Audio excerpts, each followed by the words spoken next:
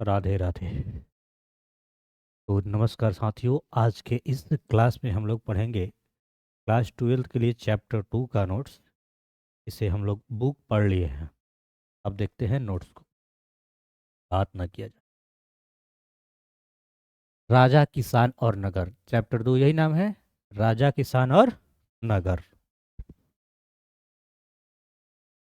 नंद वंश के संस्थापक कौन थे? महापद नंद।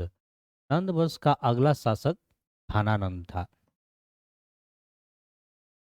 इधर बैठो ताकि बताने में आसानी रहे, ऐसे बैठता है उल्टा। धनानंद को चंद्रगुप्त मौर्य ने पराजित कर मौर्य वंश की स्थापना किया। ईस्ट इंडिया कंपनी के अधिकारी जेम्स प्रिंसेप ने 1830 के दशक में ब्राह्मी और खरोष्टी लिपियों का अर्थ निकाला। यह कहा जाए, ब्राह्मी और खरोष्टी लिपियों का अर्थ निकाला, यह कहा जाए कि सबसे पहले अशोक के अभिलेखों को कौन पढ़ा था? तो क्या होगा? James Prinsep. ये याद रखना है। आरंभिक अभिलेख तथा सिक्के में इन्हीं लिपियों का उपयोग होता था। किस लिपि का? ब्राह्मी और खरोष्टी लिपियों का इस्तेमाल होता था।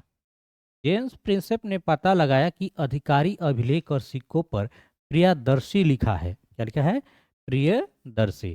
प्रियदर्शी का अर्थ होता है मनोहर मुख कृति वाला, और ये लिखा गया था अशोक के लिए। किसके लिए? अशोक के लिए। कुछ अभिलेखों में राजा का नाम अशोक भी लिखा मिला है, क्योंकि बौद्ध ग्रंथों के अनुसार अशोक सबसे अधिक प्रसिद्ध शासक थे। इस ग्रंथ के अनुसार, बौद्ध ग्रंथ के अनुसार।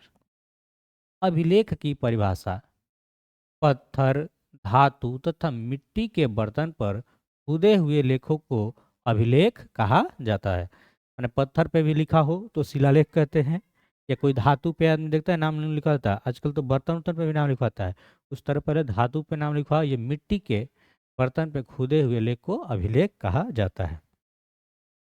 बात को ऐसे ही समझते जाएंगे, फिर क्वेश्चन आंसर देखेंगे लास्ट में। जो भी व्यक्ति अभिलेखों को बनवाते थे, उनमें उन लोगों की उपलब्धियां, उनके द्वारा किए जाने वाले कार्य एवं उनके विचार को लिखा जाता था। अधिकतर अभिलेख राजाओं के क्रियाकलाप, विजय अभियान तथा धार्मिक संस्थाओं को दिए गए दान का ब्यौरा देते हैं। कुछ ब्यौरा मतलब उसका, उसके बारे में बताना, क्या दान किए हैं, कौन कौन सा युद्ध कब क्या किया हुआ है, कौन सा कहाँ से जीते, है ना।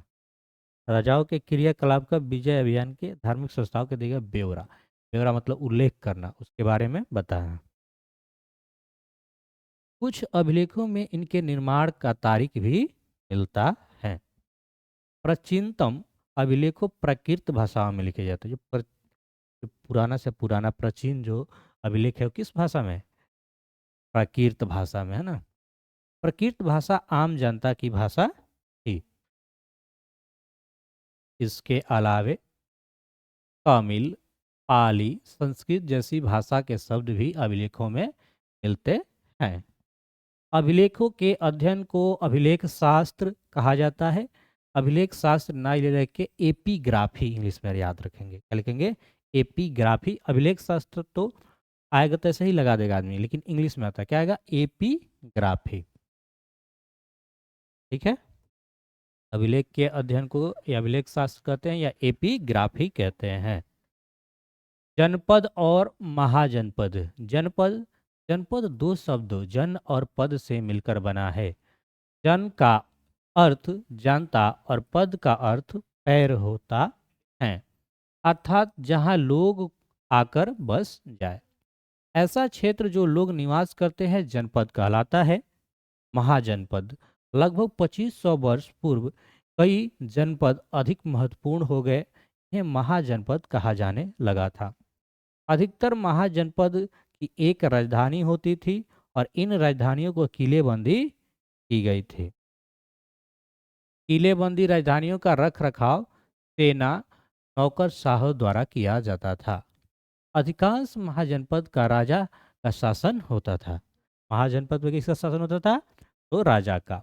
लेकिन गण और संघ के नाम से प्रसिद्ध राज्य में कई लोग का समूह शासन करता था और इस समूह के प्रत्येक व्यक्ति राजा कहलाता था। 16 महाजनपदों का उल्लेख बौद्ध और जैन धार्मिक ग्रंथों में मिलता है। कहा जाए कि कितना महाजनपद का उल्लेख मिलता है, कितना महाजनपद है, तो 16 को, है ना। कल एक हम पढ़ा रहे थे वो, अ, कल पढ़ाए हिस्ट्री का, उसमें सारा क्वेश्चन ऐसा आया था ऑब्जेक्टिव वन लाइनर में।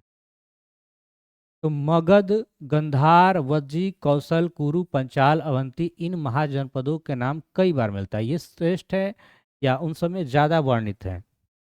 भगवान महावीर तथा भगवान बुद्ध इन्हीं गण से संबंधित है। 6ठी शताब्दी ईसा पूर्व एक परिवर्तनकारी काल। 6ठी शताब्दी ईसा पूर्व एक परिवर्तनकारी काल माना जाता है क्योंकि इस काल में आरंभिक राज्यों का उदय हुआ।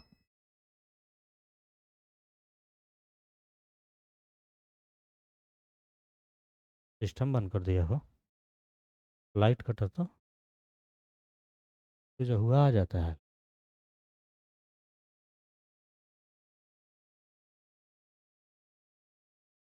बंद नहीं होता है अचानक से।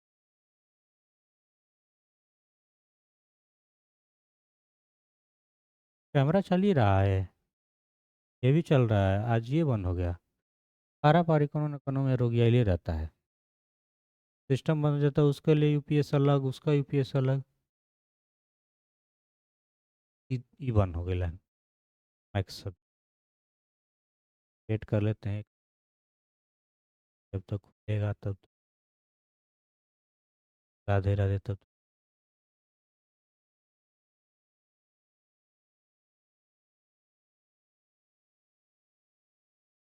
झटका पे लग रहा है कि कटा है।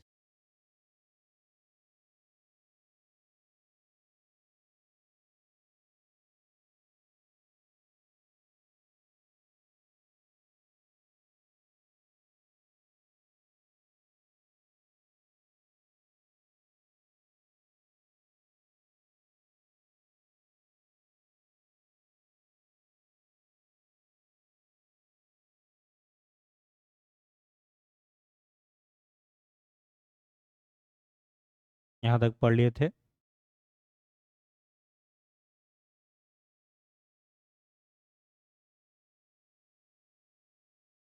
ये पढ़ रहे थे हम लोग कि 6ठी शताब्दी ईसा पूर्व एक परिवर्तनकारी काल।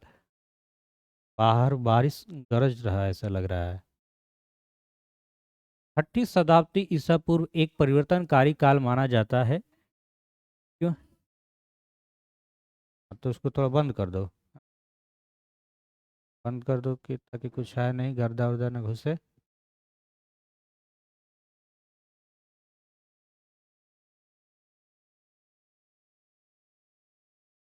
पूड़ी में तो आज पानी पड़ जाएगा। किसका तिलक है? कल बारात है, आज भी है।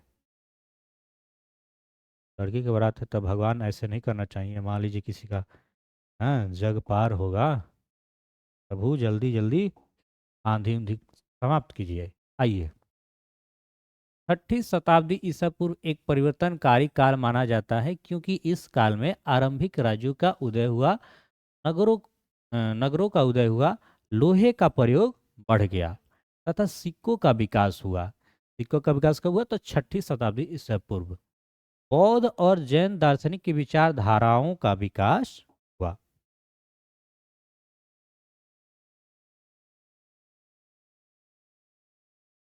ब्राह्मणों द्वारा,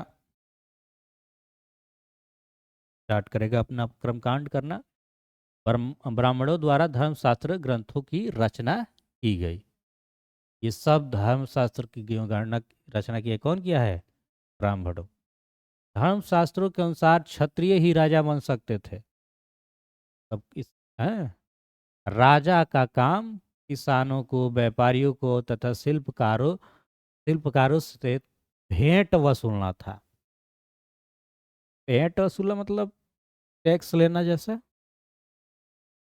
कोई मान लीजिए अब क्या कर रहा है, धर्मशास्त्र के अनुसार क्षत्रिय राजा बन सकते थे। राजा का काम क्या है कि किसानों, व्यापारी, शिल्पकार से कर तथा भेंट। कर मतलब क्या होता है? टैक्स। कोई अपना मन से दे दे या फिर टैक्स के रूप में दे, तो भेंट आपको देना है। धीरे धीरे राज्य अपनी अस्थायी सेना और नौकरशाही तंत्र बनाने लगे थे। समूह शासन उसे कहते हैं जहां सत्ता पुरुषों के एक समूह के हाथ में होती है। अब पढ़ेंगे हम लोग 16 महाजनपदों में प्रथम, जो कि इंपॉर्टेंट है, मगध। मगध साम्राज्य, मगध महाजनपद। मगध बिहार राज्य में स्थित है। मगध कहाँ स्थित है? बिहार राज्य में। मगध छठी से चौथी शताब्दी ईस्वी पूर्व सबसे शक्तिशाली महाजनपद बन गया था। इसके शक्तिशाली होने के पीछे कई कारण हैं, जैसे उपजाऊ भूमि थी जिसकी अच्छी फसल होती थी, लोहे की खदान उपलब्ध थी, लोहे से औजार तथा हथियार बनाना आसान था, जंगलों में हाथी उपलब्ध थे, सेना हाथियों को शामिल किया जाता था।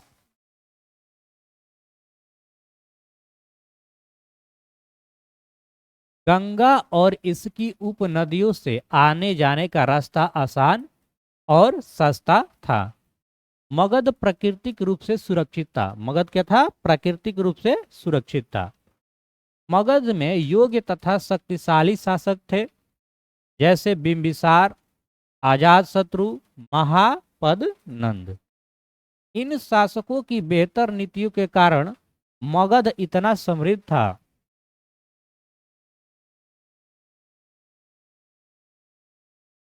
प्रारंभ में राजगिरी या राजगाह, राजगिरी की मगध राजधानी होती थी। शुरुआत में जब क्या हुआ, शुरुआत में पूछा जाए कि मगध की राजधानी कहाँ थी, तो राजगाह कहिए या राजगिरी, या उसी का नाम क्या है? राजगिरी।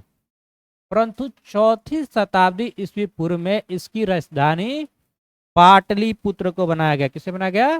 पाटलिपुत्र को बनाया गया। शासक उदयन के समय मगध की राजधानी पाटलिपुत्र लाया गया। किसके समय? तो उदयन के समय। मगध का दूसरा शासक शिशुनाग ने पाटलिपुत्र से राजधानी वैशाली ले गया। कौन ले गया? शिशुनाग। जो शिशुनाग था वो पाटलिपुत्र की राजधानी कहाँ ले गया? वैशाली ले गया। फिर कालाशोक ने अंतिम रूप से मगध की राजधानी पाटलिपुत्र लाया। ये लेके गए, और कौन लेके आया अंतिम रूप से? कालाशोक।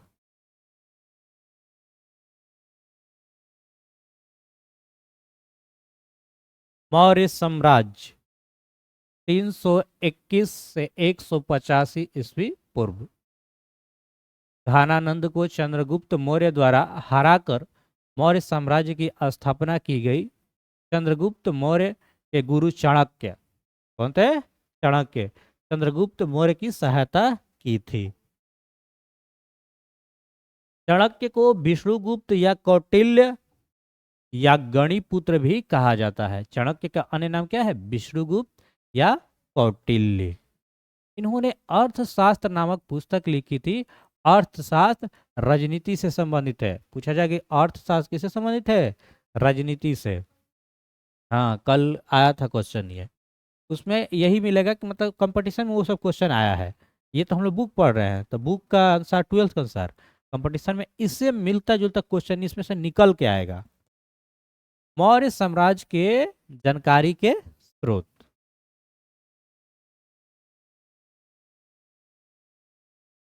तो मौर्य वंश की जानकारी बौद्ध तथा जैन साहित्यों से मिलती है। इसके जानकारी के दूसरे स्रोत प्राचीन भवन, स्तूप, इमारतें, गुफाएं, मृदभांड, अभिलेख, अशोक के अभिलेख, है ना। मृदभांड मिट्टी के बर्तन पढ़े थे? मिट्टी के बर्तन को क्या बोलते थे? मृदभांड। मूर्ति कला, अर्थशास्त्र, इंडिका। इंडिका किसने लिखा था? मेगास्थनीज। पुराण, मुद्रा राक्षस आदि से मिलता है। यह मुद्रा राक्षस भी बुक ही है।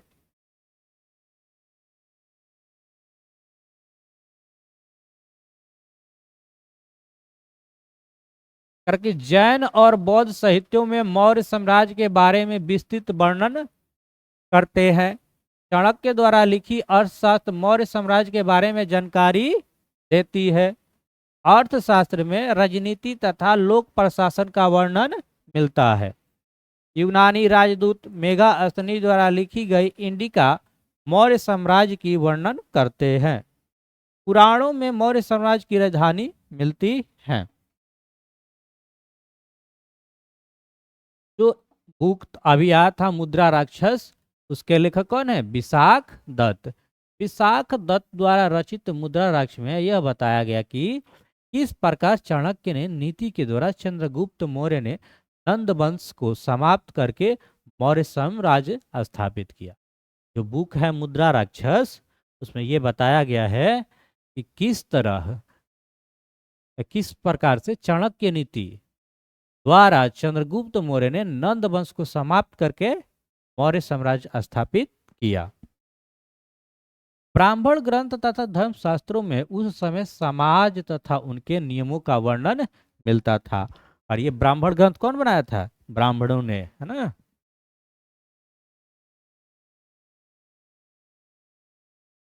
मौर्य काल के प्राचीन भवन स्तूप के जानकारी प्राप्त होती है। मौर्यकालीन मृदभांड से मौर्य के इतिहास की जानकारी मिलती है।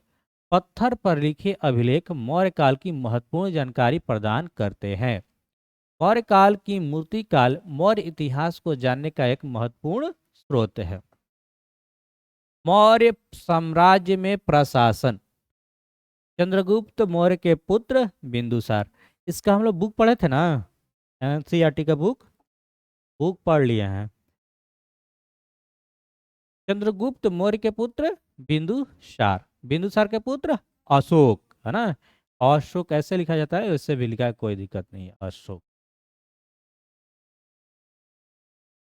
मौर्य साम्राज्य के 5 प्रमुख राजनीतिक केंद्र थे, जिसमें एक राजधानी तथा 4 प्रांतीय केंद्र थे। राजधानी थी पाटलिपुत्र, पटना, ना, तथा 4 प्रांतीय केंद्र में तक्षशिला, उज्जैनी, तोसिल और स्वर्णगिरी।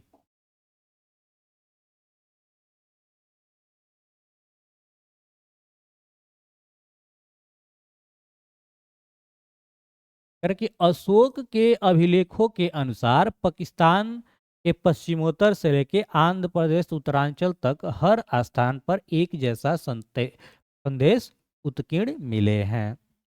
तक्षशिला और उज्जैन दोनों लंबी दूरी वाले महत्वपूर्ण व्यापार पर स्थित हैं। राजधानी से प्रांत तक जाने में कई सप्ताह महीने समय लगता होगा। ऐसे में यात्रियों को विश्राम, खान पान की व्यवस्था की गई होगी और सुरक्षा का कार्य सेना को सौंपा गया था। सुरक्षा का कार्य सेना को सौंपा गया था। अब सेना में कैसे कैसे था, आइए। मेघास्थनीज के अनुसार सैनिक गतिविधियों के लिए एक समिति और 6 उप समितियां थी। मौर्य साम्राज्य के पास विशाल सेना था। पहली कार्य नौसेना का संचालन, दूसरी कार्य यातायात, खान पान की देखरेख और तीसरा कार्य पैदल सैनिकों का संचालन।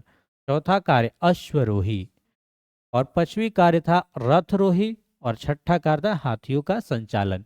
इस बीच में 6 उप समितियां थी, उन लोगों का अलग अलग ये काम था।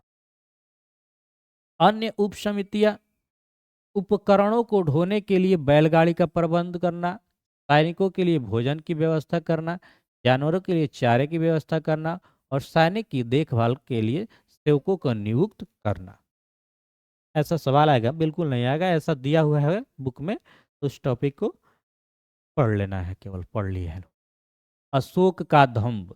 अशोक का धम्म निम्नलिखित है: बड़ों का सम्मान करना और सत्य बोलना, ये अशोक के धम्म में। अपने से छोटे के साथ उचित व्यवहार करना, विद्वानों ब्राह्मणों के प्रति सहानुभूति की नीति, अहिंसा का संदेश, सभी धर्मों का सम्मान, दासों और सेवके के प्रति दयावान होना, ये सब अशोक की धम्म का, हाँ, अशोक के धम्म में मिलता है। अशोक के अनुसार धम्म के माध्यम से लोगों का जीवन इस संसार में तथा इसके बाद के संसार में अच्छा रहेगा। धम्म के लिए धम्म महामाता के नाम से अधिकारी को नियुक्त किया जाता था। अब पढ़ेंगे हम लोग मौर्य साम्राज्य का महत्व। 19वीं सदी में जब इतिहासकारों ने भारत के आरंभिक इतिहास को लिखना शुरू किया तो मौर्य साम्राज्य के इतिहास प्रमुख काल माना गया, क्योंकि पहली बार चंद्रगुप्त मौर्य द्वारा एक अखंड भारत बनाया गया। मौर्य काल की मूर्तिकला सराहनीय थी। मौर्य काल की मूर्तिकला कैसी थी? सराहनीय थी। मौर्य काल अशोक ने अपने नाम के आगे बड़ी बड़ी उपाधियां नहीं जोड़ी। इतिहासकारों ने अशोक को एक महान सम्राट माना। राष्ट्रवादी इतिहासकार के लिए अशोक को एक प्रेरणा का स्रोत माना गया। मौर्य साम्राज्य मात्र 150 वर्ष तक ही चल पाया, लेकिन भारतीय इतिहास में इसे महत्वपूर्ण माना जाता है। मौर्य जो साम्राज्य था कितना वर्ष चला? तो 150 साल तो, लेकिन फिर भी इसको महत्वपूर्ण माना जाता है। दक्षिण भारत भारत दक्षिण भारत के प्रमुख वंश सतवाहन कौन थे? सतवाहन, चोल, चेर, पांड्य थे। ये सब दक्षिण भारत के ये थे वंशज। दक्षिण के राजा तथा सरदार। भारत के दक्षिण में कुछ सरदारियों का उदय हुआ। तमिलनाडु, आंध्र प्रदेश, केरल क्षेत्र में चोल, चेर और पांड्य जैसी सरदारी अस्तित्व में आई। यह राज्य काफी समृद्ध है।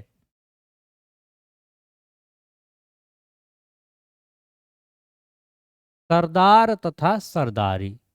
सरदार एक शक्तिशाली व्यक्ति होता था। सरदार का पद वंशानुगत भी हो सकता है और नहीं भी। सरदार के समर्थक उसके परिवार के लोग होते हैं। सरदार के कार्य अनुष्ठान का संचालन करना, युद्ध का नेतृत्व करना, लड़ाई झगड़े विवाद का सुलझाना, ये सरदार का कार्य था। सरदार अपने अधीन लोगों से भेंट लेता था। अपने समर्थकों से उस भेंट को बांट देता था। सरदारी में कोई अस्थायी सेना और अधिकारी नहीं होते थे। इन राज्यों के बारे में जानकारी प्राचीन तमिल संगम ग्रंथों से मिलती है। इन ग्रंथों में सरदार के बारे में विवरण है।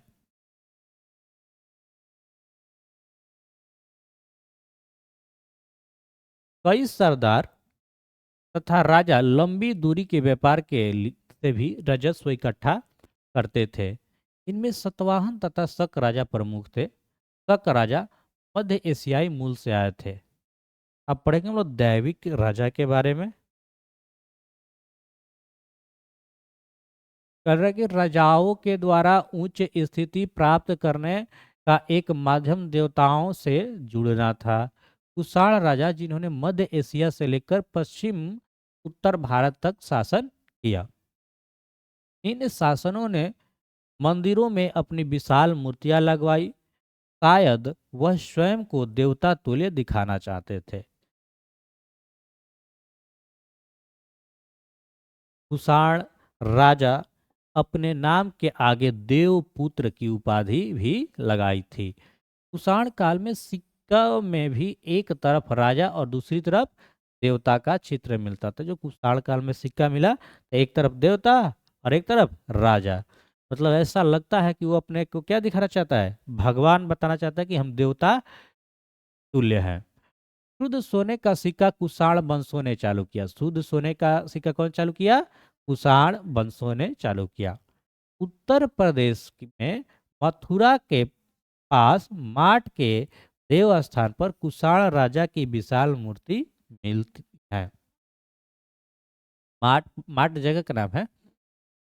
क्या लिखा है? उत्तर प्रदेश में मथुरा के पास माट के एक देव स्थान पर कुषाण राजा की विशाल मूर्ति है। ये जगह का नाम है। अफगानिस्तान ने एक देव स्थान पर भी ऐसी ही मूर्ति मिली है। जैसे उत्तर प्रदेश के मथुरा के पास माट में एक मिला है, वैसा ही कहाँ मिला है? अफगानिस्तान में।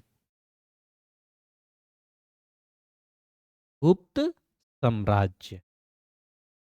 अभी तक हम मौर्य साम्राज्य के बारे में भी देख लिए, अब गुप्त साम्राज्य के बारे में देखें। मौर्य काल के बाद गुप्त काल का भारत का स्वर्णिम युग कहा जाता है।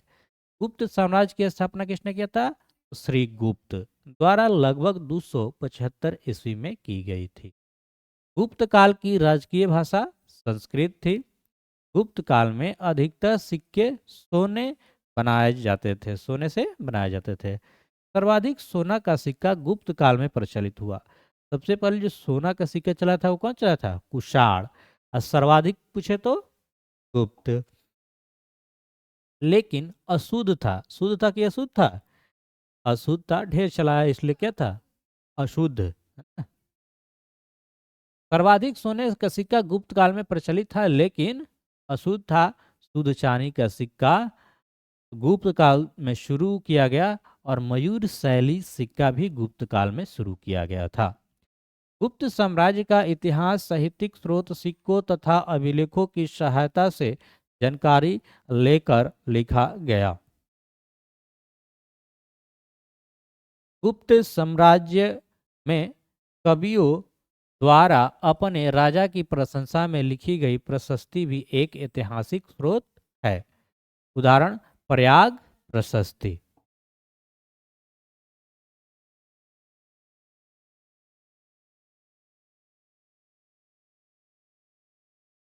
अब देखते हैं प्रयाग प्रशस्ति। यह एक अभिलेख है जिसे समुद्रगुप्त के दरबारी कवि हरिसेन के द्वारा लिखा गया था और इस अभिलेख में समुद्रगुप्त के विजय अभियान की चर्चा की गई है। यह अभिलेख प्रयाग इलाहाबाद में लगाया गया था। प्रयाग प्रशस्ति की रचना समुद्रगुप्त के राजकवि हरिसेन द्वारा की गई। इसे संस्कृत भाषा में लिखा गया था।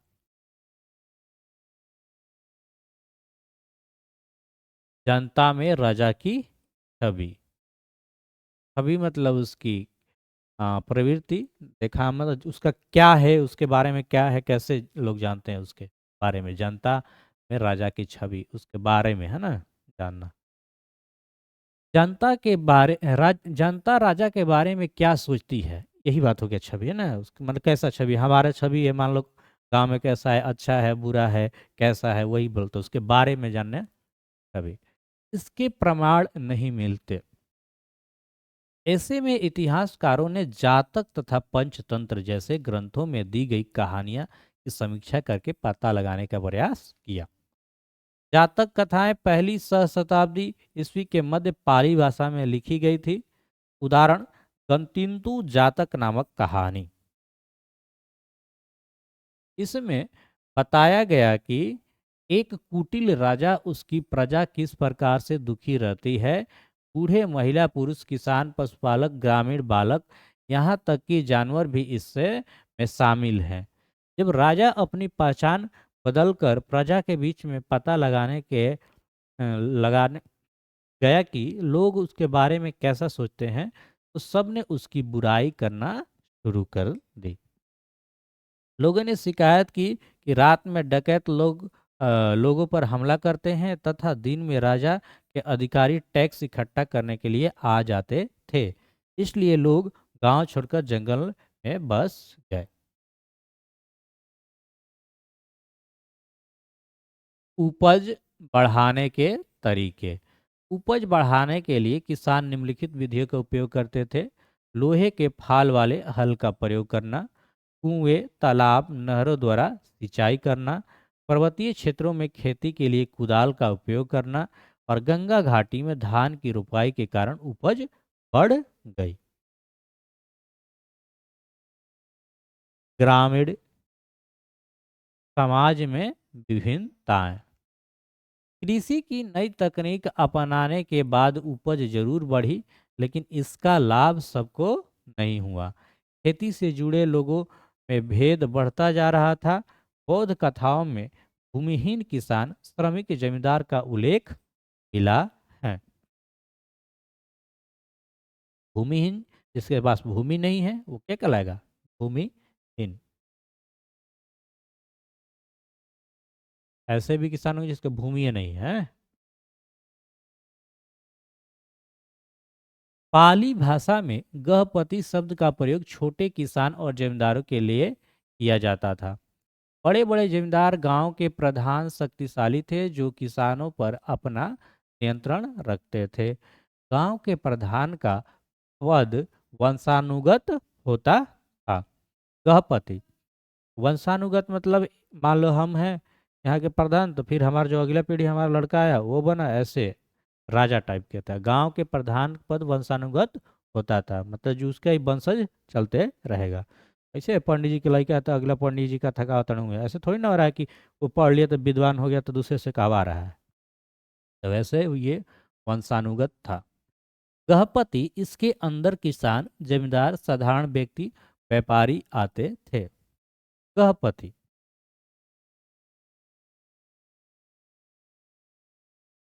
गृहपति घर का मुखिया होता था। घर में रहने वाली महिलाओं, बच्चों, नौकरों, दासों पर नियंत्रण करता था। घर से जुड़े भूमि, जानवर या अन्य सभी वस्तुओं का वह मालिक होता था। कभी कभी इस शब्द का प्रयोग नगरों में रहने वाले संभ्रांत व्यक्तियों, समाज या समुदाय में उस छोटे से गुट को संभ्रात कहते हैं जो अपनी संख्या से कहीं ज्यादा धन, राजनीतिक शक्ति और सामाजिक प्रभाव रखता है, और व्यापारियों के लिए भी होता था। हर्षचरित संस्कृत में लिखी गई हर्षवर्धन की जीवनी है, जिसे हर्षवर्धन के राजकवि वाणभट्ट ने लिखा है। भूमिदान और नए सम्रांत ग्रामीण। तब भूमिदान अधिकतर ब्राह्मणों को या धार्मिक संस्थाओं को दिए जाते थे। ईस्वी की आरंभिक शताब्दियों में ही भूमिदान के प्रमाण मिले हैं। कई अभिलेखों में भूमिदान का उल्लेख मिलता है। कुछ अभिलेखों पत्थरों पर लिखवाए गए थे। अधिकतर अधिकतर भूमिदान का उल्लेख ताम्र पात्रों पर उत्कीर्ण है। आरंभिक अभिलेख संस्कृत भाषा में थे, लेकिन 7वीं शताब्दी के बाद अभिलेख संस्कृत, तमिल, तेलुगु भाषाओं में भी मिले हैं। उदाहरण: गुप्त शासक चंद्रगुप्त द्वितीय की पुत्री प्रभावती गुप्ता का विवाद दक्कन के वकाटक परिवार में हुआ था। विवाद नहीं, विवाह होगा। क्या होगा यहाँ पे? विवाह। संस्कृत धर्मशास्त्र के अनुसार महिलाओं की भूमि का अधिकार नहीं होता था। जैसा कि बुक में पढ़े थे हम लोग, नहीं होता था। फिर भी इसके मान लो कोई नहीं था तो ये क्या हुआ, उस जमीन की मालिक थी। लेकिन अभिलेख से जानकारी मिली कि प्रभावती भूमि की मालकिन थी और प्रभावती से भूमिदान भी की थी। शायद इसलिए वह एक रानी थी, और ऐसा इसलिए भी संभव हो सकता कि धर्मशास्त्रों को हर स्थान पर समान रूप से लागू नहीं किया जाता हो। भूमिदान के अभिलेख देश के कई हिस्सों से मिले हैं। अलग अलग क्षेत्रों में अलग अलग तरह की भूमिदान में दी गई है। कुछ स्थानों पर बहुत छोटी भूमिदान में दी है, तो कुछ स्थानों पर बहुत बड़ी भूमिदान में दी गई है। दान प्राप्त करने वाले दान प्राप्त करने वाले लोगों के अधिकारों में भी अलग क्षेत्रों में परिवर्तन देखने को मिला है। इतिहासकारों में भूमिदान के प्रभाव को लेकर विवाद। कुछ इतिहासकार मानते हैं कि शासक भूमिदान के द्वारा कृषि को प्रोत्साहित करना चाहते थे। कुछ इतिहासकार कहते हैं कि भूमिदान एक संकेत है राजनीतिक प्रभुत्व का दुर्बल होने का। राजा समर्थन जुटाने के लिए भूमिदान करते थे। नगर एवं व्यापार। नगर एवं व्यापार। नए नगर। अधिकांश नगर महाजनपदों की राजधानियां थे। ज्यादातर नगर संचार मार्ग के किनारे बसे थे। पाटलिपुत्र पटना नदी के किनारे है। उज्जैनी भूतल मार्ग के किनारे। पुहार समुद्र तट के किनारे। मथुरा व्यापारिक, सांस्कृतिक और राजनीतिक गतिविधियों का केंद्र था। नागरीय जनसंख्या। नागरीय जनसंख्या। नगरों में विभिन्न प्रकार के लोग रहते थे। शासक किलेबंद नगरों में रहते थे। इन क्षेत्रों में कई पुरा अवशेष प्राप्त हुए, जैसे मिट्टी के कटोरे, थालियाँ जिन पर चमकदार कलई चढ़ी है, तथा सोने, चांदी, कांस्य, तांबे, हाथी दांत, शीशे जैसे अलग अलग पदार्थों के गहने, उपकरण, हथियार, बर्तन आदि प्राप्त हुए, है ना? कहाँ से? नगरों से।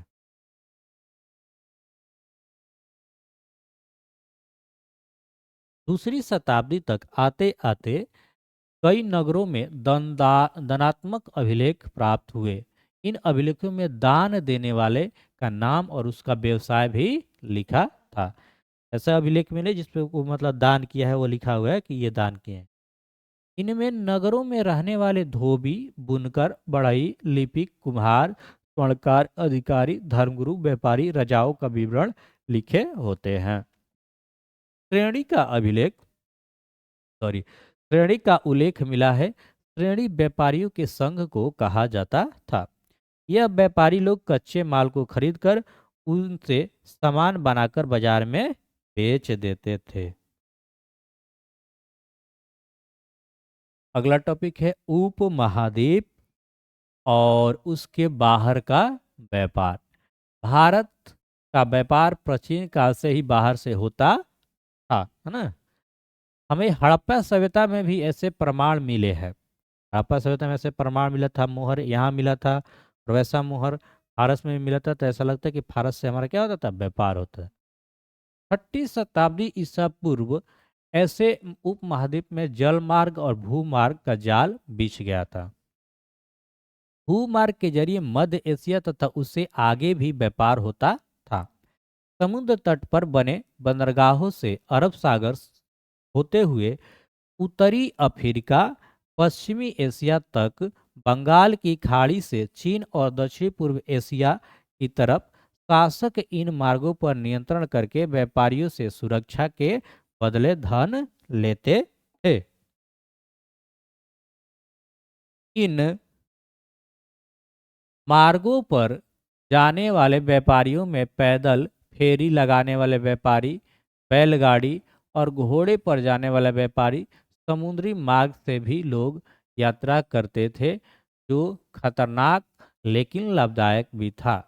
कुछ प्रसिद्ध सफल व्यापारी बहुत धनी होते थे। यह व्यापारी नमक, कपड़ा, अनाज, धातु से बनी चीज, पत्थर की लकड़ी, जड़ी बूटी जैसे अनेक सामान को एक स्थान से दूसरे स्थान तक पहुंचाते थे। रोमन साम्राज्य में काली मिर्च जैसे मसाले, कपड़े और जड़ी बूटियों की बहुत भारी मांग थी। इन वस्तुओं को अरब सागर के माध्यम से विभिन्न क्षेत्रों तक पहुंचाया जाता था।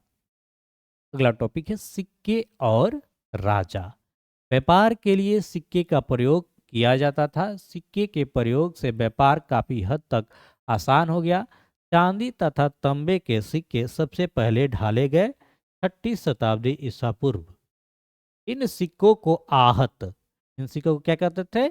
आहत कहा जाता था। इससे बहुत से सिक्के विभिन्न स्थलों पर खुदाई के दौरान मिले। कल जब पढ़ा रहे थे वो हम उसमें मिला था आहत सिक्का। आहत सिक्का इसलिए कहते हैं उसपे मुहर रहता है ना, चोट लगा के उसपे मुहर बनाया जाता है। मुद्रा शास्त्रियों ने इन सिक्कों के अध्ययन करके इनके वाणिज्यिक प्रयोग के क्षेत्रों का पता लगाया। आहत सिक्के बने प्रतीकों से पता लगता है कि इन्हें विभिन्न राजाओं द्वारा जारी किया गया था। लेकिन ऐसा भी संभव है कि धनी लोग, व्यापारियों, नागरिकों ने भी इस प्रकार के कुछ सिक्के जारी किए हैं। शासकों की प्रतिमा और उनके नाम के साथ सबसे पहले सिक्कों हिंद यूनानी शासकों ने जारी किया। सोने के सिक्के सबसे पहले शताब्दी ईस्वी में कुषाण शासक, सोने के सिक्के पढ़े थे कौन? कुषाण शासक के द्वारा जारी किए गया। उत्तर मध्य भारत में ऐसे सिक्के मिले हैं। करके सोने के सिक्के का प्रयोग संभवतः बहुमूल्य वस्तुओं को व्यापार में किया जाता होगा। दक्षिण भारत में बड़ी संख्या में रोमन सिक्के मिले हैं। पंजाब और हरियाणा जैसे क्षेत्रों में युद्धेय शासकों द्वारा तांबे के सिक्के भी जारी किए गए। गुप्त काल में कुछ शासकों द्वारा सोने का भव्य सिक्का जारी किए गया। इन सिक्कों में सोना उच्च गुणवत्ता का था।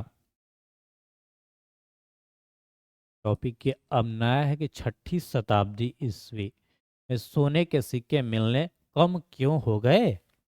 पर कुछ इतिहासकार का मानना है कि रोमन साम्राज्य का पतन होने के कारण व्यापार में कमी आई, और अन्य इतिहासकार का मानना है कि इस काल में नए नगरों और व्यापार के नए तंत्रों का उदय हुआ। सिक्के इसलिए भी कम मिलने लगे, किसी ने उनका संग्रह करके नहीं रखा था। अभिलेख का अर्थ कैसे निकाला जाता है। जो अभिलेख है उसका अर्थ कैसे निकाला जाता है।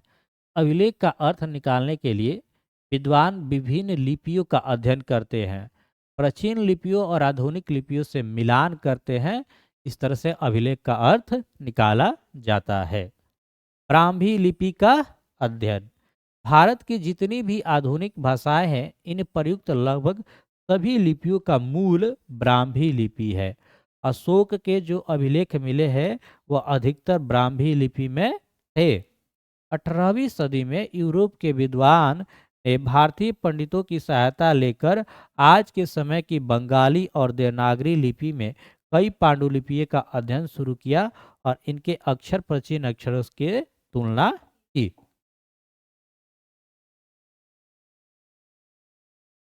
अभिलेखों के अध्ययन करने वाले कुछ विद्वान ने कई बार अनुमान लगाया कि यह संस्कृत में लिखे, लेकिन यह प्राकृत में लिखे गए थे।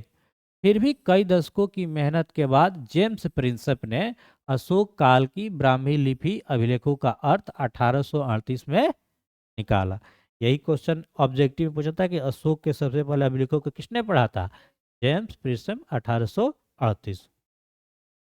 अभिलेखों से प्राप्त ऐतिहासिक साक्ष्य। अशोक की उपाधि। देवप्रिय, देवताओं का प्रिय। प्रियदर्शी, देखने में सुंदर मनोहर मुखकृति वाला राजा।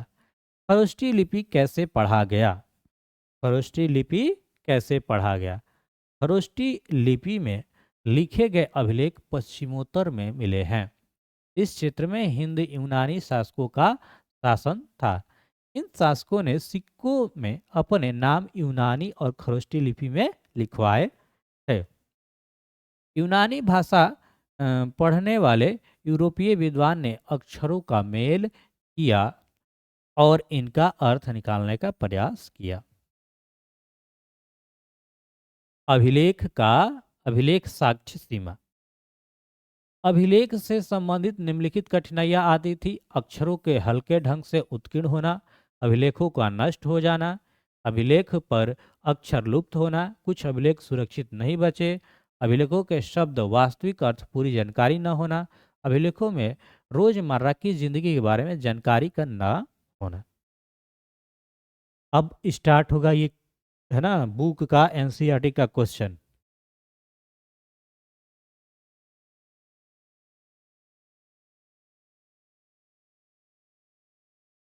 पहला क्वेश्चन है कि अशोक के धम्म पर संक्षिप्त टिप्पणी लिखे।